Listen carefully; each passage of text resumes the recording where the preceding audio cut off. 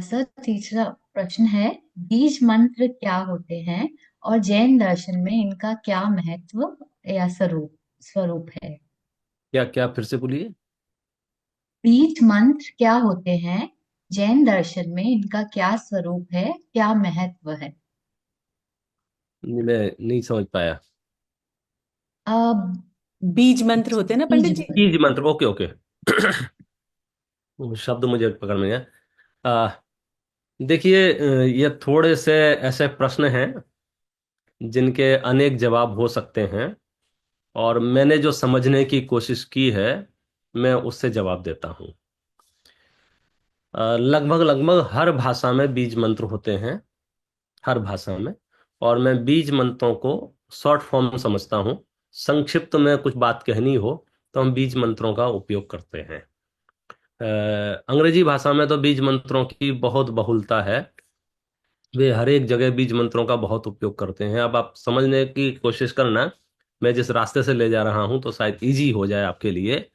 पूछते हैं आप क्या कर रहे हो, तो आप बोलते हैं एलएलबी कर रहे हैं। आप बोलते हैं बीए कर रहे हैं। आप बोलते हैं एमए कर रहे हैं। ये एलएलबी, एमए, बीए क्या है ये? तो ये शॉर्ट फॉर्म है। तो जब हमको बहुत विस्तृत कथन, बहुत संक्षेप से कहना था, तो वहां पर हमने बीज मंत्रों का उपयोग किया है। हमको 5 परमेष्ठियों का स्वरूप बताना था और हमको मात्र एक अक्षर में बताना था, तो हमने ओम शब्द का उपयोग किया, समझ लीजिए। हमको 24 तीर्थंकरों की चर्चा करनी थी और हमको एक अक्षर का उपयोग करना था, तो हमने ह्रीम शब्द का उपयोग किया है। हमको अंतरंग बहिरंग लक्ष्मी की, समोसरण की और ज्ञानादि विभूतियों की चर्चा करनी थी, तो हमने एक श्री शब्द का उपयोग किया है, अक्षर का उपयोग किया है। तो हमने एक एक अक्षर को इतना, उसे बीज रूप बना दिया। जैसे बीज शब्द का आपने अर्थ जानते होंगे, बीज जो होता है सीड को बोलते हैं। तो बीज को यदि भूमि में डाल दें तो उससे हो सकता है कि बीज देखने में आपको इतना सा लग रहा हो, लेकिन उसे एक बहुत बड़ा वृक्ष उत्पन्न हो सकता है। और उस वृक्ष में अनेक बीज उत्पन्न हो सकते हैं। उन बीजों से अनेक वृक्ष हो सकते हैं और उन वृक्षों से अनेक बीज, मतलब एक बीज की आप कैपेसिटी की कल्पना करेंगे तो आप अनंतता में चले जाएंगे। तो ऐसे दिखने में ओम बहुत छोटा है, लेकिन वो ओम अकेला ओम नहीं है। वह 5 बीजाक्षरों का एक बीजाक्षर है, अस या उसा। फिर वो अकेला नहीं है, वो अरहंत है। वो अरहंत अकेला अरहंत नहीं है जो गृहस्थपना त्याग कर मुनि धर्म अंगीकार करके निस्वभाव साधन द्वारा 4 घातीय कर्मों का नाश करके अनंत चतुष्टय रूप विराजमान हुए हैं। सिर्फ इतने ही नहीं है।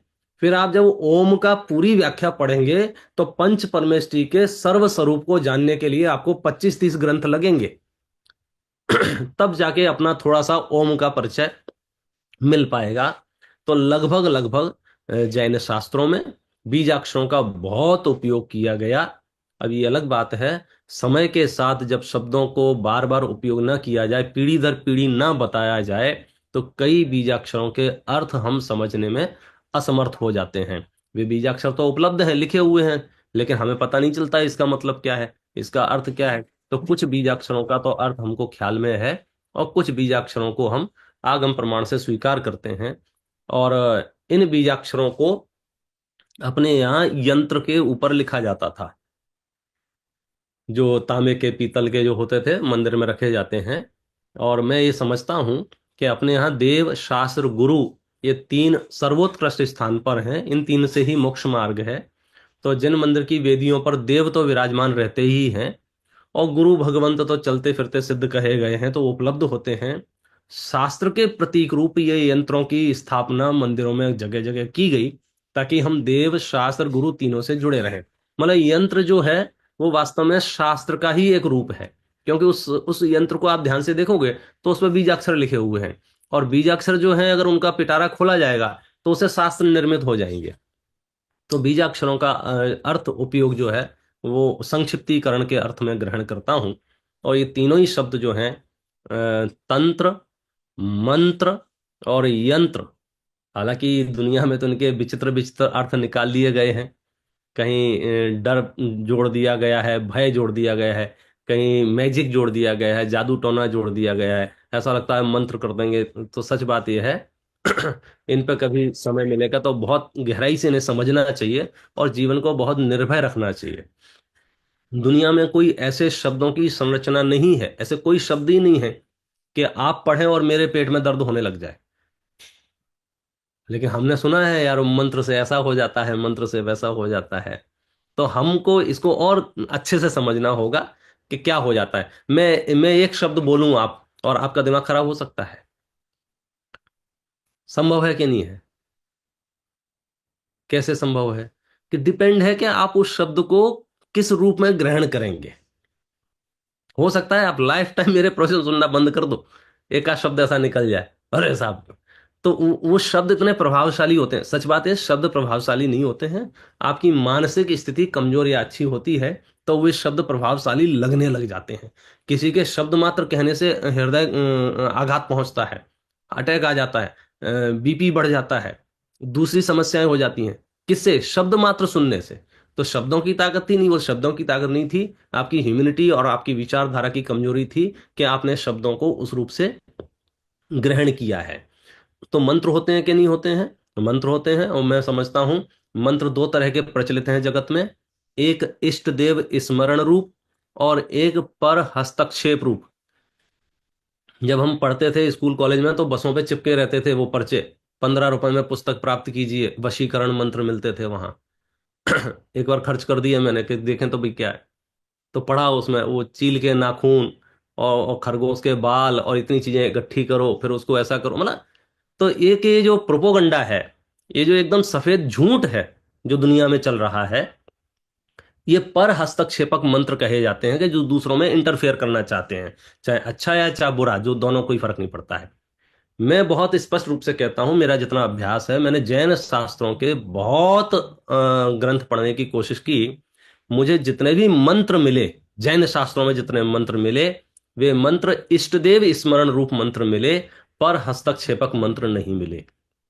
चाहे ओम हो, चाहे अस्याउसा नमः हो, चाहे भक्तांबर स्तोत्र हो, कल्याण मंत्र हो, स्वयंभू हो, एक ही भाव हो, परमानंद हो, जितने भी स्तोत्र हैं सब मंत्र रूप स्तोत्र हैं। गहरे गहरे मंत्र भरे हुए हैं। लेकिन सारे के सारे मंत्रों का अर्थ जो है, इष्ट देव स्मरण है। दूसरे की दुनिया तहस नहस करना या बनाना बिगाड़ना उनका कार्य नहीं है।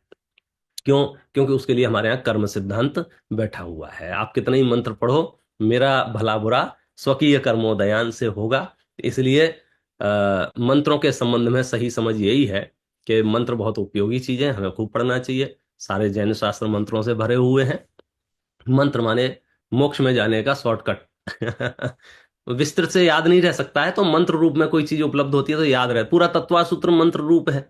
सम्यक दर्शन ज्ञान चारित्राणी मोक्ष मार्ग क्या है? मंत्र है। आप इस मंत्र को जीवन में अपने पास रखो, ये ऐसा मंत्र है कि आपको सिद्ध सलाह तक पहुंचा ही देगा। लेकिन जगत में जो मंत्र शब्द का उपयोग किया जा रहा है, वो कह रहा है फट फट फट फू, तो उसे लग रहा है कि अभी उड़ जाएगा, अभी खत्म। ये सब चीजें नहीं होती हैं। लगभग लगभग तंत्र और यंत्र के संबंध में भी अपनी सही धारणाएं रखना चाहिए। बहुत सुगम मार्ग है, दुर्लभ मनुष्य पर्याय है। अंधविश्वास से बचे रहें, ये बहुत जरूरी है। इतनी बात इसलिए कह रही है क्योंकि बहुत तत्वाभ्यास करते हुए भी जगत में ऐसी चीजें चलती रहती हैं कि उसने कुछ बुरा तो नहीं कर दिया है, उसने कुछ बांध तो नहीं दिया है, उसने कुछ गलत खिला तो नहीं दिया है, उसने कोई गलत मंत्र तो नहीं पढ़ दिए हैं। मैं लिख के गारंटी दे रहा हूं, दुनिया में ऐसी कोई ताकत नहीं है जो दूसरे जीव के कर्म के उदय में हस्तक्षेप कर सके। अभी एक आया था कि अब साहब 31 दिसंबर को मृत्यु योग है, मृत्यु योग है, मृत्यु योग है। तो मैं तो आश्चर्य करता हूं। क्या, चलो मान लिया कि मृत्यु योग है, मैं आपसे पूछता हूं, क्या मृत्यु योग को टाला जा सकता है? संभव है। यदि आयु के निषेध पूरे हो गए हों तो आप उसे हटा देंगे। मतलब कर्म सिद्धांत पर कुठाराघात करते हुए ये सब चीजें की जाती हैं, लेकिन हमको नहीं समझ में आता है। एक तरफ हम कह रहे हैं राजा राणा छत्रपति हातिन के असवार, मृत्यु योग नहीं टाला जा सकता है। दूसरी तरफ हम कह रहे हैं कि हमारे पास आ जाओ, हम मृत्यु योग टाल देंगे। भाई मृत्यु योग नहीं टलेगा, मृत्यु योग तो अपनी जगह रहेगा। तो हम क्या करें? समाधि मरण की तैयारी करो। ये सोचो कल जाना था तो आज चले जाएंगे, दिक्कत क्या, जाना तो है ही। ऐसा तो है नहीं कि यहाँ परमानेंट रहना हो। तो जो बहुत स्मूथ मार्ग है उसको बहुत जटिल बना दिया है, ये सोच के कि नहीं साहब इसी पर्याय में हमको अनंत काल तक रहना है। तो वहां से सारी गड़बड़ियां हैं। यदि मृत्यु योग है तो तीर्थंकर हो, चक्रवर्ती हो, नारायण हो, बलभद्र हो, कोई भी उसके आगे पीछे करने में समर्थ नहीं है। को सक्कति वारेंदो इंदो बात है जिणेंदो बा। जैनाचार्यों का बहुत स्पष्ट मत है। और हम तो ये चीज पढ़ते हैं ना, लाखों वर्षों तक जीऊं या मृत्यु आज ही आ जाए, तो हमको क्या धमका रहा है मृत्यु योग से?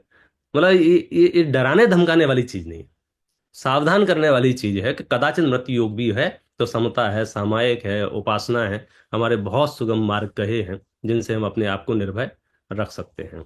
तो कम से कम मंत्रों से तो मत डरना। जी बिल्कुल पंडित जी, बहुत ही सुंदर आपने बताया। चित्रा जी, आपको इससे रिलेटेड पूछना है, पूछिए। यस। सो पंडित जी, ये जो हम, मेरे को तो बीज मंत्र नेगेटिव भी हो सकते हैं, इसका भाषा मतलब ख्याल नहीं था। बट हम जैसे आज मैंने मंगलाचरण में भी बीज मंत्र जो कि शॉर्ट एब्रीविएशन में नहीं थे, ओम अमर स्वरूप हम, ये भी बीज मंत्र कहते हैं इसको भी, ऐसे ऐसे वाले फ्रेजेस को भी। और अपनी जो शांति धारा होती है उसमें भी रीम ड्रीम क्रीम, उसके तो मीनिंग ही नहीं पता होते हैं। तो इज इट लाइक शांति धारा में जो बीज मंत्र यूज किया जाते हैं, is it a abbreviation of some, is it a code language for some other mantras, और how do we take this? मैं फिर से दोहराना चाहूंगा कि अभी शांति धाराएं भी दो या तीन तरह की चल रही हैं समाज में। और कुछ शांति धाराओं में इस तरह के भी शब्द हैं कि हम अपनी मनोकामनाएं, आकांक्षाओं को पूर्ण करने के लिए उनसे निवेदन कर रहे हैं।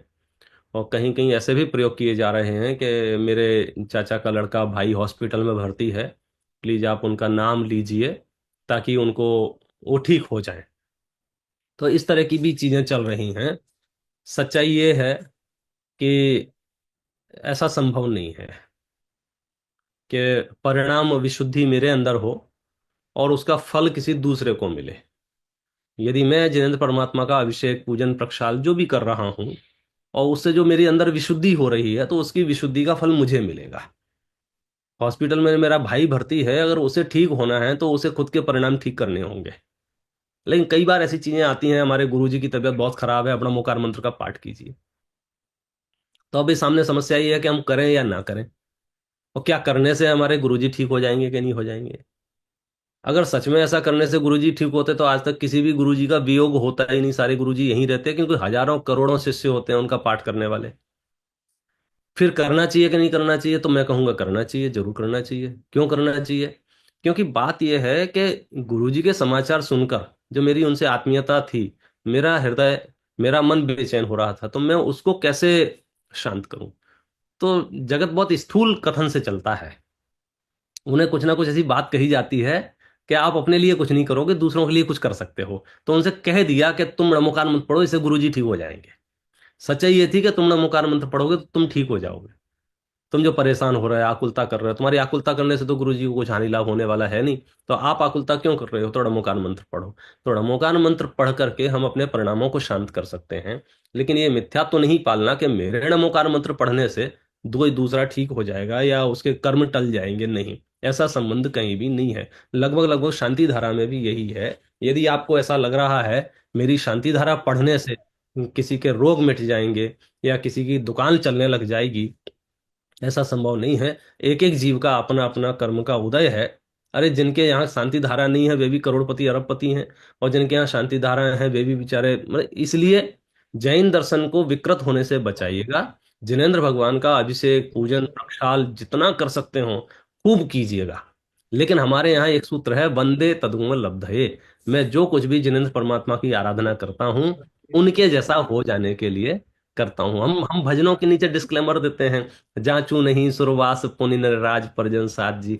मैं आपके यहाँ इसलिए नहीं आया हूँ कि मुझे बहुत ज्यादा यश ख्याति प्राप्ति हो जाए या बहुत परिवार बढ़ जाए या स्वर्ग मिल जाए। मैं तो आपके यहाँ सिर्फ और सिर्फ मोक्ष मार्ग के लिए आया हूँ। तो जहां तक मोक्ष मार्ग के प्रसंग हो, वे जैन दर्शन में सब स्वीकार हैं। संसार की वृद्धि की कोई बात नहीं की है। हाँ, ये अलग बात है कि जो जिनेंद्र परमात्मा के निकट रहता है उसको सांसारिक अनुकूलताएं भी मिलती हैं। मुझे इससे भी कोई ऐतराज नहीं है कि आप कोई जन भक्ति कर रहा है या तो उसे पुण्य लाभ नहीं हो, खूब होगा। लेकिन मेरा लक्ष्य सिर्फ पुण्य लाभ नहीं है, मेरा लक्ष्य बहुत ऊंचा है। निस्संदेह जो जिनेंद्र परमात्मा के निकट रहेगा उसके लौकिक अनुकूलताएं रहेंगी, लेकिन लौकिक अनुकूलताओं के लिए जिनेंद्र परमात्मा का उपयोग मैं करूं, ऐसी मेरी रुचि नहीं है। पंडित जी, मेरा प्रश्न इस तरह से था कि हमको समझ में भी नहीं आता है कि बीज मंत्र, ड्रीम, ड्रीम, क्रीम, इनका मीनिंग क्या है। और हम शांति धारा में ये सुनते हैं और बोलते भी हैं, तो उसको कैसे और कहाँ समझ सकते हैं ये? तो इसको देखो, ऐसा है, सम्यक ज्ञान के अंगों में ये कहा गया है, जिनेंद्र परमात्मा के जैनाचार्यों के जो वचन हैं यदि हम उनको शुद्ध उच्चारण भी करते हैं तो भी पहले अंग का पालन होता है, शब्दाचार का। यदि हम उनके अर्थ जानते हैं तो अर्थाचार का पालन होता है। यदि हम शब्द और अर्थ दोनों जानते हैं तो उभयाचार का पालन होता है। तो इसलिए जिन शब्दों के हम अर्थ नहीं भी जानते हैं, जैसे भक्तांबर पाठ करते हैं, कितने ही लोग करते हैं, उन्हें भक्तांबर का अर्थ नहीं भी पता होता है, तो भी उस काल में उनके परिणाम हिंसा, झूठ, चोरी, कुशील आदि परिग्रह आदि पापों में न लग करके एक अच्छी जगह लगे हुए हैं। इस न्याय से तो उसे पठनीय कहा गया है। और फिर भी ये कहा गया है कि आप जो पढ़ रहे हैं उसका अर्थ विचार कीजिए। तो कुछ कुछ बीजाक्षर तो आपको बहुत क्लियर हो जाते हैं कि इनका यही अर्थ है, और कुछ कुछ बीजाक्षरों के अर्थ नहीं भी पता है तो योग्य अर्थ ही होगा, उचित अर्थ ही होगा, इस भावना के साथ पढ़ते हैं। लेकिन उन बीजाक्षरों के साथ और दो चार लाइनें जोड़ दी जाती हैं, उनसे थोड़ी सी विकृतियां जन्म लेती हैं कि आगे बीज अक्षर बोले, पीछे बीज अक्षर बोले, और बीच में आपने लिख दिया कि ऐसा होगा, ऐसा होगा, ऐसा होगा। तो ये भक्तों की अपनी कल्पनाएं हैं, अपनी भावनाएं हैं, और भक्ति के आवेग में कौन क्या करता है उस पर हम बहुत ज्यादा उलझ नहीं सकते हैं, क्योंकि भक्त तो भक्त है, फिर वो उसकी मर्जी है, वो कहीं भी कुछ भी कह सकता है, सुन सकता है, बोल सकता है, कोई लिमिट नहीं है। मूलाचार ग्रंथ पढ़ रहा था मैं अभी, उसमें बहुत महत्वपूर्ण प्रकरण आया, ख्याल आया तो बताया है। उसमें लिखा है कि हम भगवान से प्रार्थना करते हैं, पुरानी प्रार्थनाएं आप देखोगे, 10 भक्ति आदि देखोगे आचार्यों की, तो उसमें शब्द हैं, वो शब्द हैं, बोधि लाभ की प्राप्ति हो, समाधि मरण की प्राप्ति हो, आरोग्य लाभ की प्राप्ति हो। तो पूछा, क्या जिनेंद्र परमात्मा बोधि लाभ, समाधि लाभ, आरोग्य लाभ देते हैं? तो वहां लिखा है कि नहीं देते हैं। मूलाचार ग्रंथ में लिखा है नहीं देते हैं। तो फिर शिष्य ने प्रश्न किया है कि नहीं देते हैं, क्यों नहीं देते हैं? तो जवाब दिया है, यदि वे देने लग जाएं तो वे रागी द्वेषी हो जाएंगे, वे वीतरागी हैं। फिर प्रश्न किया कि जब देते नहीं हैं तो हम प्रार्थना क्यों करते हैं? तो जवाब दिया, भक्तिवश प्रार्थना करते हैं। असत्यमृषा भाषा है ये। असत्यमृषा भाषा माने हम लोक जीवन में ये प्रयोग बहुत करते हैं। मैं आपके घर आया और आपने कहा, पंडित साहब ये घर आपका ही है। तो आपने ये जो कहा ये घर आपका ही है, इसका आधार बताओ, इसकी सत्यता बताओ।